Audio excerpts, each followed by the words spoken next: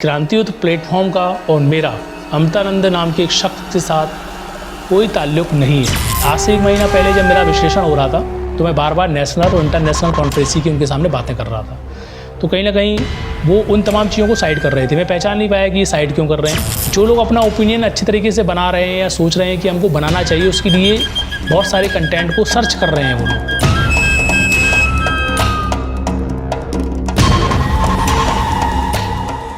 नमस्कार दर्शक मित्रों, मैं हूं रूपेश। क्रांतियुद्ध चैनल में आपका एक बार फिर से स्वागत है। अमृतानंद नाम के एक व्यक्ति को आप काफ़ी दिनों से देख रहे होंगे।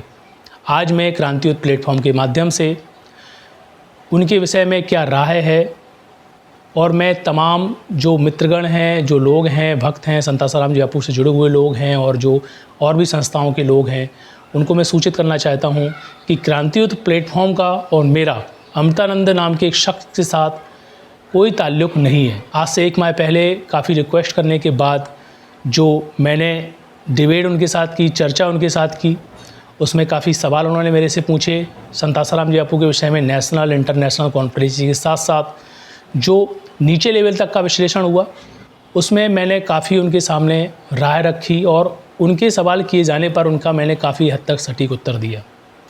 उनका काफ़ी कहना था कि संत आसाराम जी बापू के जो भक्तगण हैं वो आज्ञा की बात करते हैं, बार बार आज्ञा की बात करते हैं, तो भी मैंने उसका उत्तर दिया। जो सरकारों की बात की गई थी कि हम सरकारों से मांग करेंगे, संत आसाराम जी बापू के ऊपर अत्याचार हो रहा है, उसी के बाद आप देखेंगे यू टर्न में जो उन्होंने पर्टिकुलर जो फोकस किया संस्था के ऊपर, तो इन तमाम चीज़ों का रवैया देखते हुए मैं क्रांतियुद्ध प्लेटफॉर्म की तरफ से जो संत आसाराम जी बापू के भक्त हैं उनसे माफ़ी मांगता हूँ कि जो डिबेट की गई थी आज से 1 महीना पहले अमृतानंद के साथ जो मेरा संवाद हुआ था, उसमें मैंने बहुत सारे सवालों के जवाब दिए, जिसका मैंने एक सवाल का उत्तर भी आपको दिया था, जिस उत्तर का के लिए मैं भक्त लोगों से और जो उनसे जुड़े हुए संत आसाराम जी बापू के शिष्य हैं उनसे माफ़ी मांगता हूँ। मैंने उत्तर ये दिया था कि इतने बड़े पैमाने में जब षड्यंत्र होता है तो जो छोटे लेवल की जो बहुत सारी योजनाएं होती हैं, अगर आपको लगता है कि सामने वाला व्यक्ति सही है तो उसका साथ देना चाहिए। वैसे संत आसाराम जी बापू इन तमाम चीज़ों में बड़े पैमाने में संज्ञान ले रहे हैं और पैमाने में संज्ञान लेने के साथ साथ मार्गदर्शन भी उनकी तरफ से आता रहता है। तो कहीं ना कहीं मैं इस सब्जेक्ट में गलत था और जो दिशा निर्देश संत आसाराम जी बापू द्वारा बताए जा रहे हैं उसका पालन संत आसाराम जी बापू से जुड़े हुए भक्तगण और उनके शिष्य लोगों को, यहाँ तक कि हम बापूजी से जुड़े हुए हैं, तो उनके मार्गदर्शन में चलकर ही सफलता बड़े पैमाने में हासिल हो सकती है। और मैं कई एपिसोडों में आपको बताता रहा हूँ कि षड्यंत्र काफ़ी बड़ा हो, चाहे वो नेशनल हो, इंटरनेशनल हो या ज़मीनी लेवल तक का, तह तक का षड्यंत्र हो, तो उसकी पूर्ण जड़ी बूटी और उसका पूर्ण सॉल्यूशन जो सुलझे हुए महापुरुष होते हैं, ज्ञानी महापुरुष होते हैं, उनके पास ही होता है। ये बात मैं बहुत जवाबदारी से बोल रहा हूँ। काफ़ी लोग ऐसा समझ रहे हैं कि हमको पताका फहरा देनी चाहिए, हमको आंदोलन के बड़े बड़े नियमों को सिर में रख के सरकारों से सीधा लोहा लेना चाहिए, हमको ये कर देना चाहिए, हमको वो कर देना चाहिए। ये सारी सीमाएं वहाँ तक तय हो जाती हैं जब हयाती महापुरुष आपके सामने हैं, उनका मार्गदर्शन आपके सामने है, तो कहीं ना कहीं उनसे ही इसका सही सॉल्यूशन मिलेगा। जी हाँ, उनसे ही उनका सही सॉल्यूशन मिलेगा। इसका जीता जागता उदाहरण महाभारत है। श्री कृष्ण के पास काफ़ी लोग गए, पांडव भी गए तो उन्होंने उनका साथ मांगा, कौरव गए तो उन्होंने उनकी सेना मांगी, लेकिन सही और सरल मार्गदर्शन श्री कृष्ण भगवान के पास ही था। और पूरा महाभारत उठाकर देख लें तो पूरे युद्ध से लेकर सबको सद्गति तक पहुंचाने का माध्यम श्री कृष्ण भगवान के पास ही मिला और हमेशा वही मार्गदर्शन से सॉल्यूशन मिला। जबकि अत्याचार की विवेचना पर बहुत सारे लोग ये समझ भी सकते थे कि हाँ, हमको कुछ कर डालना चाहिए, कुछ कर डालना चाहिए, लेकिन ये सच है कि जब महापुरुष हयात हों तो सॉल्यूशन भी उनके पास होता है। आप ये थोड़ा सा और अभी के समय में हम आ जाते हैं, 250 साल पहले के विषय को ही उठाकर देख लेते हैं। चाणक्य और चंद्रगुप्त का जो समय काल रहा, तो उसमें आप देखेंगे कि चाणक्य जी के ऊपर बहुत सारी विपदाएँ आई। यहाँ तक कि चंद्रगुप्त के जो गुरु हैं उनको अत्याचार पर जब धनानंद बहुत सारे प्रहार करता था, उनको उठाकर ले जाता था, उन्हें जहाँ तक कि मृत्युदंड देने का भी पूरा प्रयास हो चुका था, तो चंद्रगुप्त किसके सहारे से, किसके बल से उनको बार बार छुड़वाता था और सही पताका फहराता था। ये भी सॉल्यूशन चाणक्य ही देते थे। जब चाणक्य जी की याददाश्त शक्ति को ख़त्म कर दिया गया था तो चाणक्य जी अपने पैरों में सॉल्यूशन लिख कर गए थे। उनको पता था कि चंद्रगुप्त आएगा और पैर छुएगा तो वहाँ पर वो लिखी हुई जड़ी बूटी मिल जाएगी। ऐसे आज जो पूरा प्रपंच चल रहा है, इस प्रपंच का सही और सरल सॉल्यूशन मात्र जो ज्ञानी संत हैं, महापुरुष हैं, आसाराम जी बापू के पास ही इसका सॉल्यूशन है। काफ़ी लोग मार्गदर्शन लेने जाते हैं तो सवाल जवाब के साथ साथ सारी योजनाएं संत आसाराम जी बापू के सामने रख कर उनके मार्गदर्शन में चलना बहुत ही उचित होगा इस समय। और जो लोग पहले कुछ और बोलते हैं, कर कुछ और जाते हैं, दिखता कुछ और है, ऐसे लोगों से जो संत आसाराम जी बापू ने सचेत किया है समाज को, मेरा भी यही मानना है। और जो मैं अध्ययन करता रहा हूँ संत आसाराम जी बापू के विषय में, आज मैं क्रांतियुद्ध प्लेटफॉर्म के माध्यम से ये बात स्पष्ट करना चाहता हूँ कि अमृतानंद नाम के शख्स से क्रांतियुद्ध और मेरा कोई ताल्लुक़ नहीं है। उनकी अब योजनाएं जब उन्होंने बात रखी थी तब कुछ समझ में आ रही थी, जो मैंने विश्लेषण किया और जो मैंने अपने विश्लेषण में काफ़ी चीज़ें बोली कि कुछ चीज़ें हमको कर डालना चाहिए। जो मैंने ऐसे शब्द बोले उन शब्दों को मैं वापस ले रहा हूँ और माफ़ी के साथ साथ जो संत आसाराम जी बापू के शिष्य हैं उनसे माफ़ी के साथ साथ मैं बोल रहा हूँ कि जो सॉल्यूशन है वो समर्थ गुरु के पास ही होता है।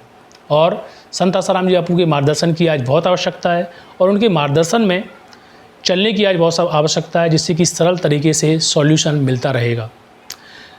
आज इसीलिए इस वीडियो को बनाना पड़ा।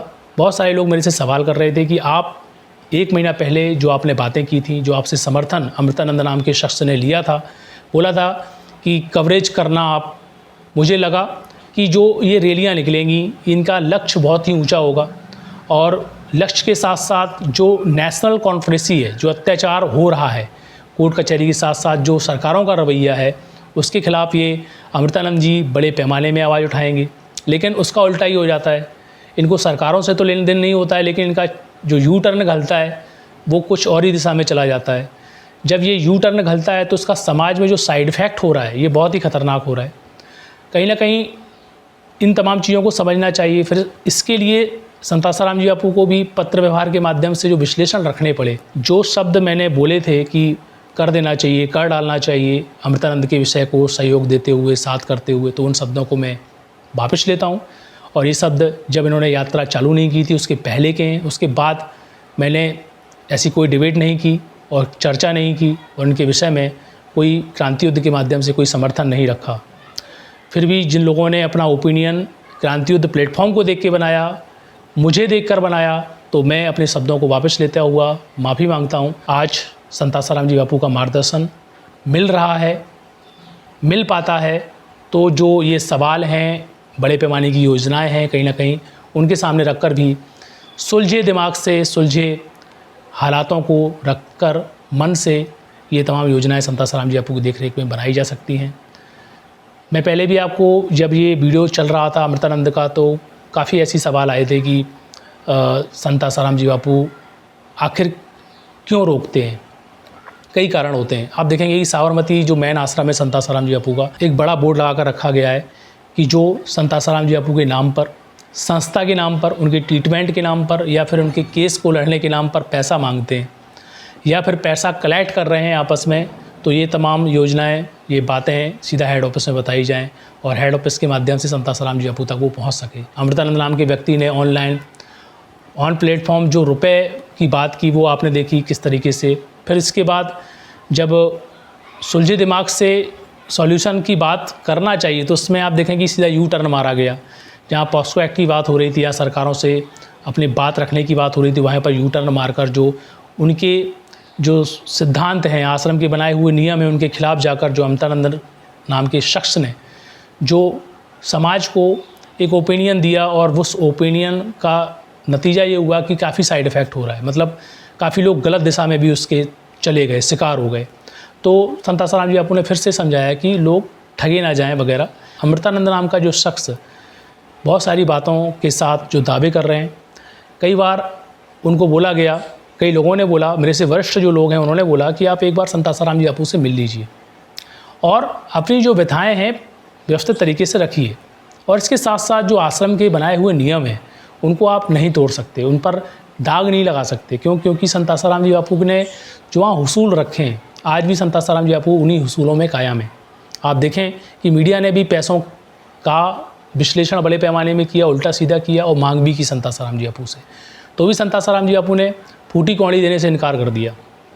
यहाँ तक कि संत आसाराम जी बापू एक संत ज्ञानी संत का जो नियम सिद्धांत होता है, कैसे वो परिवार व्यवस्था, आश्रम व्यवस्था को लेकर चलते हैं, कि उनके जो खास शिष्य रहे, सुरेशानंद जी का आपने सुना होगा कि जब वो संत आसाराम जी बापू बाहर थे, मीडिया का कुप्रचार चल रहा था, तो तब सुरेशानंद जी ने काफ़ी रुपए किसी के माध्यम से मीडिया को दिलवा दिए थे। तो संत आसाराम जी बापू को जब पता चला तो भी इस निष्पक्ष तरीके से संत आसाराम जी बापू ने सुरेशानंद जी को दंड दिया। यानी संत आसाराम जी बापू ने अपने उसूलों पर कभी भी समझौता नहीं किया। आज आप देखेंगे कि अमृतानंद जो लांछन लगा रहे हैं कि जोत का पैसा कहाँ जाता है, आप देखें जो भक्त लोग आश्रम में रुपए चढ़ाते हैं वो कहाँ जाता है। संत आसाराम जी बापू कई बार बोलते रहे हैं कि पूरा सिस्टम है, सेवाएं चलती हैं, गौशालाओं की सेवा होती है, बहुत सारी ऐसी सेवाएं हैं जो चल रही हैं, संत आसाराम जी बापू की देखरेख में चल रही हैं। दूसरा है कि काफ़ी लोगों ने अपना ओपिनियन बना लिया है कि जो षड्यंत्र है वो मात्र ये देखें इर्द गिर्द के लोगों द्वारा है। आप इर्द गिर्द के चक्कर में आप देखेंगे कि आश्रम का पूरा मैनेजमेंट लपेट लिया, आश्रम वासियों को लपेट लिया। जो संत आसाराम जी बापू ने इतने सालों से जो विरासत से चली आ रही है, वशिष्ठ जी महाराज की आश्रम व्यवस्थाएं चली आ रही हैं, उसको, उसके सिद्धांतों को लपेट लिया। संत आश्रम में कैसे जो भक्तों का जो उनका जो सहयोग राशि आती है वो अच्छे से, मतलब कर्मयोग के माध्यम से आती है, वो स्वतः ही चढ़ाते हैं और वो राशि सेवाओं में लगती है, तो उस पर जो उंगलियां उठने लगीं, मतलब संत आसाराम जी बापू के सिद्धांतों में ही उंगलियां उठने लगीं, तो ये गलत है। अमृतानंद नाम के व्यक्ति ने काफ़ी लोगों के दिमाग में ये घुसाया। अब आप जो लोगों के दिमाग में घुसा, उन लोगों को ये बात अच्छी तरीके से समझना चाहिए कि आज से 1 महीना पहले जब मेरा विश्लेषण हो रहा था तो मैं बार बार नेशनल और इंटरनेशनल कॉन्फ्रेंसी की उनके सामने बातें कर रहा था, तो कहीं ना कहीं वो उन तमाम चीज़ों को साइड कर रहे थे। मैं पहचान नहीं पाया कि ये साइड क्यों कर रहे हैं, और बात करते थे कि हाँ हम मना लेंगे, राजस्थान सरकार को मना लेंगे। मतलब मेरे को कुछ समय के बाद पता चला कि राजस्थान सरकार क्या इनके घर की पड़ोसी है या कोई रिश्तेदार है क्या कि ये पॉस्को एक्ट की बात करेंगे वो मना लेगी। तो फिर बाद में पता चला कि सरकारों का, तो उन्होंने सीधा ही बोल दिया कि सरकारों की तो कोई गलती ही नहीं है, नेशनल और इंटरनेशनल ताकतों की भी कोई गलती नहीं है, गलती कुछ और ही है। अब इसमें उन्होंने जो लोगों का ओपिनियन बनाया, तो जो लोगों ने अपना ओपिनियन बना के रखा है, तो आप जो क्रांति युद्ध में डले हुए बहुत सारे वीडियोस को आप देखेंगे तो आपको स्पष्ट रूप से पता चलेगा कि नेशनल और इंटरनेशनल कॉन्फ्रेंसी इतनी बड़ी है कि कैसे उनकी जड़ें नीचे तक जाती हैं और पूर्ण तरीके से काम पैरेलल चल रहा है। तो जो लोग अपना ओपिनियन अच्छी तरीके से बना रहे हैं या सोच रहे हैं कि हमको बनाना चाहिए, उसके लिए बहुत सारे कंटेंट को सर्च कर रहे हैं वो लोग, और कंटेंट को सर्च कर जब अमृतानंद सत्सनाम जैसे व्यक्तियों को देखते हैं तो उनका दिमाग डाइवर्ट हो जाता है। कहीं ना कहीं आपको डाइवर्ट होने की आवश्यकता नहीं है, षड्यंत्र के तीनों हिस्सों को समझने की आवश्यकता है, नेशनल, इंटरनेशनल और जो उसका तह तक जाती हैं सब चीज़ें, वो समझने की आवश्यकता है। और बापूजी द्वारा जो आश्रम व्यवस्थाएं बनाई गई हैं, आश्रम वासियों की जो व्यवस्थाएं बनाई गई हैं, आश्रम वासी जो जीवन शैली में चलकर ज्ञान की ओर जा रहे हैं, वो व्यवस्थाएं बनाई गई हैं, उनमें जो कटाक्ष करते हैं कहीं ना कहीं वो गुरुद्रोही के बराबर ही हैं। क्योंकि गुरुजी के सिद्धांत, मतलब संत आसाराम जी बापू के सिद्धांतों पर लांछन लगाना मतलब उन पर लांछन लगाने के बराबर ही है। तो ये जो पाप है, इससे बचने के साथ साथ काफ़ी चीज़ें समझकर जो लोगों ने अपना ओपिनियन बनाकर रखा है, तो उनको अपना ओपिनियन इस दिशा में भी समझने की आज बहुत बड़ी आवश्यकता है। इसी साथ साथ मैं अपनी वाणी को विराम देता हूँ। नमस्कार।